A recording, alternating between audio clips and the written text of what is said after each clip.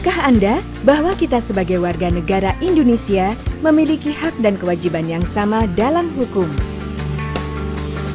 Hal ini tercantum dalam Undang-Undang Dasar Negara Republik Indonesia tahun 1945 pasal 27 ayat 1. Setiap warga negara Indonesia berhak mendapatkan perlindungan hukum sekaligus memiliki kewajiban menghargai dan mematuhi hukum yang berlaku di Indonesia.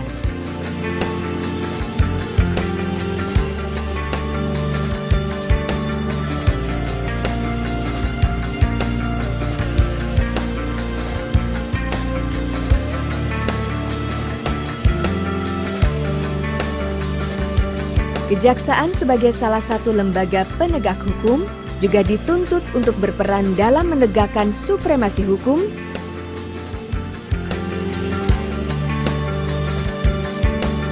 dengan memberikan perlindungan kepentingan umum, menegakkan hak-hak asasi manusia, serta memberantas korupsi, kolusi, dan nepotisme atau KKN. Banyaknya pelanggaran hukum yang terjadi di negara kita. Untuk itu, setiap warga negara Indonesia harus melek hukum. Dengan mengenal hukum, kita tahu apa saja hak dan kewajiban kita dalam hukum, sehingga kita bisa menghindari terjadinya pelanggaran hukum.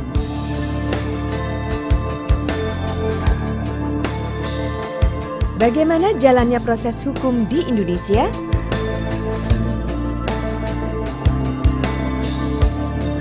Berikut ini adalah contoh tentang KDRT, kekerasan dalam rumah tangga yang sering terjadi di masyarakat kita.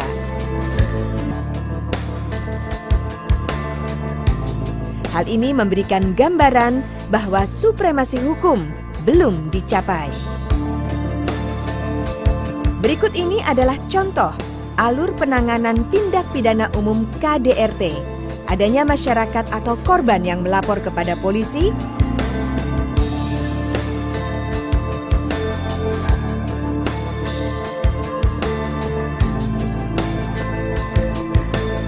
polisi membuat BAP dengan memeriksa laporan tersebut dan menyerahkan berkas pemeriksaan kepada jaksa.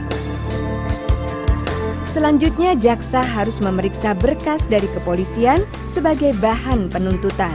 Apabila berkas yang diterima tidak lengkap, maka jaksa mengembalikan pada polisi penyidik untuk dilengkapi.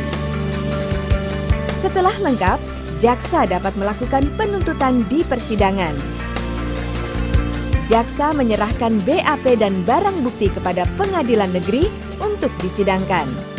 Proses hukum ini dijalankan untuk memastikan kasus yang disidangkan benar-benar telah melalui proses hukum yang layak sesuai undang-undang. Bagaimana jalannya proses hukum di Indonesia? Bicara proses hukum, kita akan berpikir tentang persidangan. Dalam persidangan kasus pidana ada 5 pihak, yaitu hakim, jaksa, pengacara, terdakwa, serta saksi-saksi. Masing-masing memiliki peran.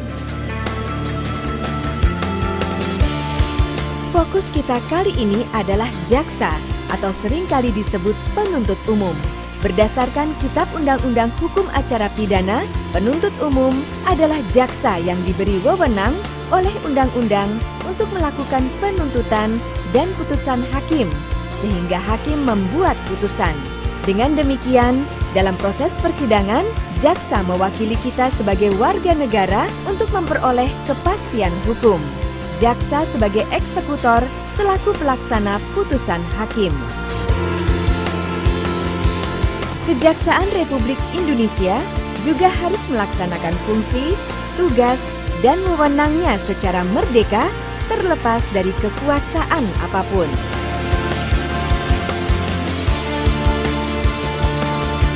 Dalam melaksanakan tugas dan tanggung jawabnya, kejaksaan membutuhkan dukungan kita semua.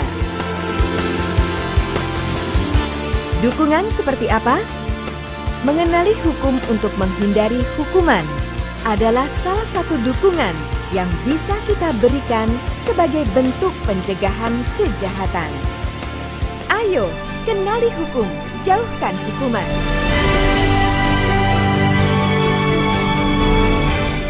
Assalamualaikum warahmatullahi wabarakatuh. Halo semuanya, perkenalkan kami dari kelompok 13 akan menjelaskan tentang sanksi pidana dan perdata dalam hukum perkawinan serta membedah putusan pengadilan tentang KDRT di mana KDRT tersebut merupakan sanksi pidana dalam perkawinan. Sebelum itu, izinkan kami untuk memperkenalkan diri terlebih dahulu. Perkenalkan, nama saya Nila Permatasari. Perkenalkan, nama saya Rita Juliati. Saya Sakina Omia. Saya Febri Auliandra.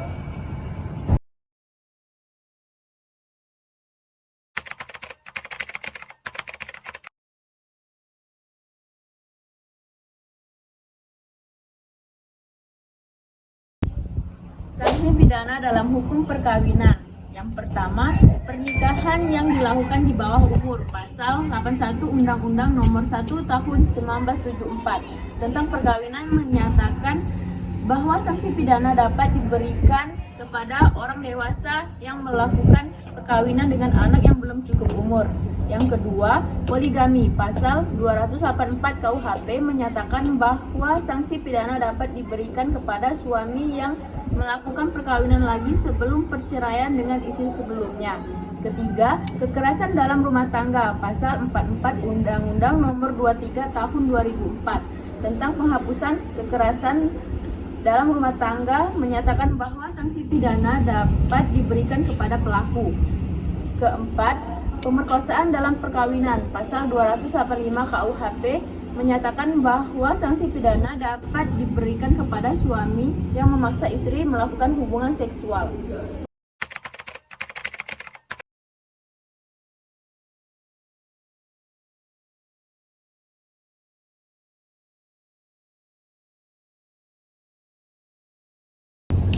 Sanksi perdata dalam hukum perkawinan. Sanksi perdata adalah hukuman yang diberikan oleh pengadilan terhadap seseorang yang melakukan tindakan perdata. Dalam hukuman perkawinan, sanksi perdata dapat diberlakukan dalam beberapa kasus seperti 1. Perceraian. Ketika suami atau isteri melakukan pelanggaran dalam rumah tangga, maka salah satu atau keduanya dapat mengajukan gugatan cerai ke pengadilan. Pengadilan dapat memberikan sanksi perdata berupa pembagian harta dan hak asuh anak. Yang kedua, pembatalan perkawinan. Pasal 1320 KUH Perdata menyatakan bahawa perkawinan yang sah adalah perkawinan yang dilakukan dengan persetujuan kedua belah pihak. Jika terdapat ketidaksepakatan dalam persetujuan ini, maka salah satu pihak dapat mengajukan gugatan pembatalan perkawinan.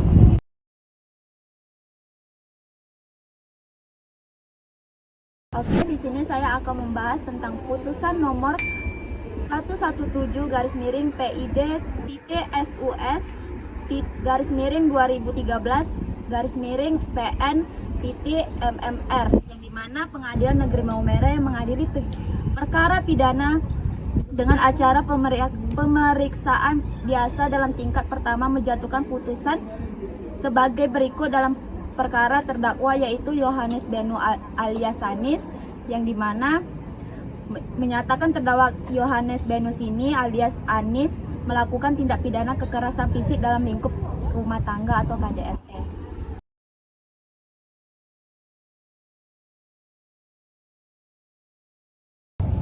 Di sini saya akan membacakan pertimbangan hakim.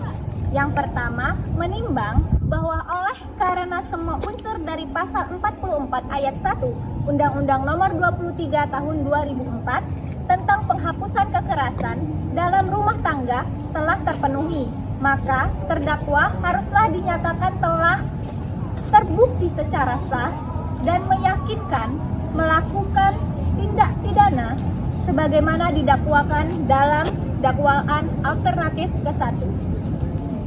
Menimbang bahawa dalam persidangan, majelis hakim tidak menemukan hal-hal yang dapat menghapuskan pertanggungjawaban pidana baik sebagai alasan pembenaran atau alasan pemaaf, maka terdakwa harus mempertanggungjawabkan perbuatannya. Menimbang bahwa oleh karena terdakwa mampu bertanggung jawab, maka harus dinyatakan bersalah dan dijatuhi pidana. Menimbang bahwa penuntut umum dalam rekuisitoirnya meminta kepada majelis agar terdakwa dijatuhkan pidana dalam 1 tahun dan 6 bulan, dikurangkan seluruhnya dari pidana yang telah dijalankannya. Menimbang bahwa oleh karena itu kini sampailah pada pertimbangan berapa hukuman yang kira-kira sepadan untuk dijalanin atau dijatuhkan kepada terdakwa sesuai dengan kesalahan yang dilakukannya. Apakah permintaan penuntut umum tersebut telah cukup memadai atau dipandang terlalu berat ataukah masih kurang sepadan dengan kesalahan terdakwa? Maka untuk menjawab pertanyaan tersebut, majelis hakim akan mempertimbangkan segala sesuatunya selain dari aspek yuridis yang telah dikemukakan di atas. Menimbang bahwa mengingat asas tiada pertanggungjawaban pidana tanpa kesalahan, maka terdakwa dapat dipertanggungjawabkan jika mempunyai kesalahan. Menimbang bahwa kesalahan adalah dapat dicela pembuat tindak pidana, karena dilihat dari segi masyarakat sebenarnya dia dapat berbuat lain jika ingin melakukan perbuatan tersebut. Menimbang bahwa orang sebagai subjek hukum tidak dapat dilepaskan dari keadaan batin dari orang yang melakukan tindak pidana dan hubungan antara keadaan batin itu dengan tindak pidananya. Dengan demikian, majelis akan menilai aspek psikologis dari terdakwa saat ia melakukan tindak pidana tersebut. Menimbang bahwa berdasarkan fakta-fakta di persidangan diketahui bahwa terdakwa secara tiba-tiba datang dan langsung menampar seluruh wajah korban dengan menggunakan tangan kanannya. Kemudian menjambak rambut korban dan dengan menggunakan kedua tangannya terdakwa memutar leher korban. Bahwa terdakwa melakukan pemukulan terhadap korban karena kesal saat pulang dari kerja harus memasak, mencuci piring, dan mencuci pakaian.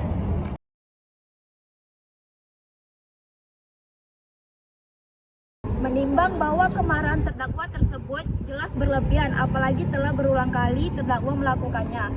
Terdakwa telah tidak memperlakukan istrinya sebagaimana layaknya seorang suami memperlakukan istrinya. Terdakwa seharusnya bisa bersikap lebih arif dengan membicarakan segala masalah dalam rumah tangganya dengan istrinya. Perbuatan terdakwa ini jelas sangat tidak patut bagi masyarakat, apalagi perlakuan terdakwa tersebut bisa saja berakibat fatal bagi saksi korban. Terdakwa tidak seharusnya berbuat demikian. Menimbang bahwa di persidangan terdakwa mengakui kesalahannya dan menyadari tidak seharusnya berbuat demikian. Ia juga menyesali perbuatannya. Terdakwa kemudian juga berjanji tidak akan mengulangi lagi perbuatannya.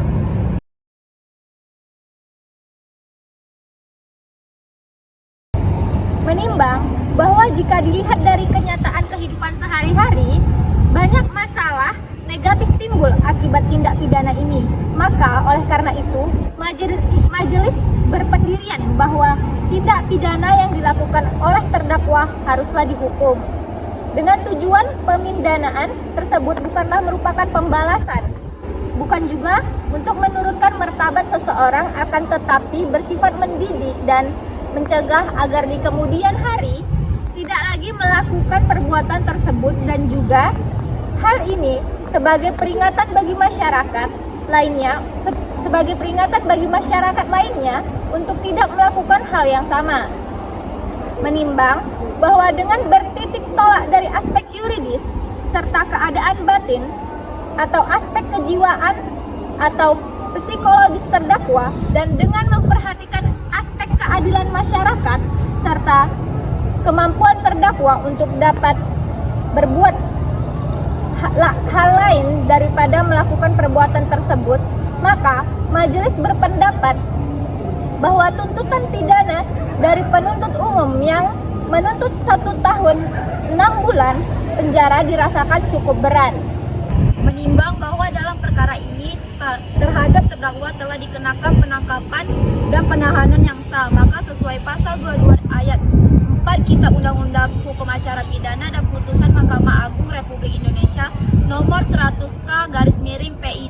1984 tanggal 13 Agustus 1985. Masa penangkapan dan penahanan tersebut harus dikurangkan seluruhnya dari pidana yang dijatuhkan. Menimbang bahwa oleh karena itu terdakwa ditahan dan penahanannya terhadap terdakwa dilandasi alasan yang cukup, maka berdasarkan ketentuan pasal 19.3 ayat 2 huruf B KUHP perlu ditetapkan agar terdakwa tetap berada dalam tahanannya.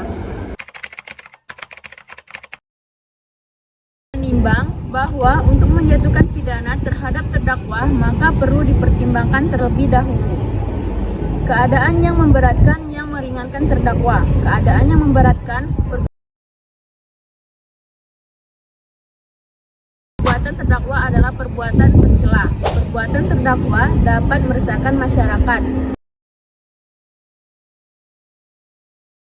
Yang meringankan, terdakwa di persidangan bersikap sopan. Menimbang bahwa berdasarkan hal-hal tersebut bila di atas maka majelis berpendapat bahwa tentang lamanya hukuman yang akan dijatuhkan atas diri terdakwa sebagaimana dimuat dalam amar putusan di bawah ini. Menurut hemat majelis, hukum memadai dan adil serta manusiawi dengan kesalahan yang dilakukan terdakwa. Menimbang bahwa oleh karena terdakwa dijatuhi pidana, maka haruslah dibebani pula untuk membayar biaya perkara sebagaimana diatur dalam pasal 222 ayat 1 Kitab Undang-Undang Hukum Acara Pidana, memperhatikan 44 ayat 1 Undang-Undang Nomor 23 Tahun 2004 tentang penghapusan kekerasan dalam rumah tangga dan Undang-Undang Nomor 8 Tahun 1981 tentang hukum acara pidana serta peraturan perundang-undangan lain yang bersangkutan. Setelah mendengar pembaca tuntutan pidana yang diajukan oleh penuntut umum yang pada pokoknya sebagai berikut. Yang pertama, menyatakan terdakwa Yohanes Benu alias Anis terbukti sah dan meyakini bersalah melakukan tindak kekerasan fisik dalam lingkup rumah tangga melanggar pasal 44 ayat 1 Undang-Undang RI Nomor 23 Tahun 2004 tentang penghapusan kekerasan dalam rumah tangga sesuai dengan dakwaan alternatif pertama. Yang kedua, menjatuhkan pidana terhadap terdakwa Yohanes dengan pidana penjara selama 1 tahun 6 bulan dikurangi selama terdakwa berada dalam tahanan dengan perintah agar terdakwa tetap ditahan. Yang ketiga, menetapkan agar terdakwa membayar biaya perkara sebesar Rp1.000. Sekian penjelasan kami tentang sanksi pidana dan perdata dalam perkawinan serta pembedahan kasus dari putusan pengadilan tentang KDRT. Jika ada kekurangan, kami minta maaf. Wassalamualaikum warahmatullahi wabarakatuh.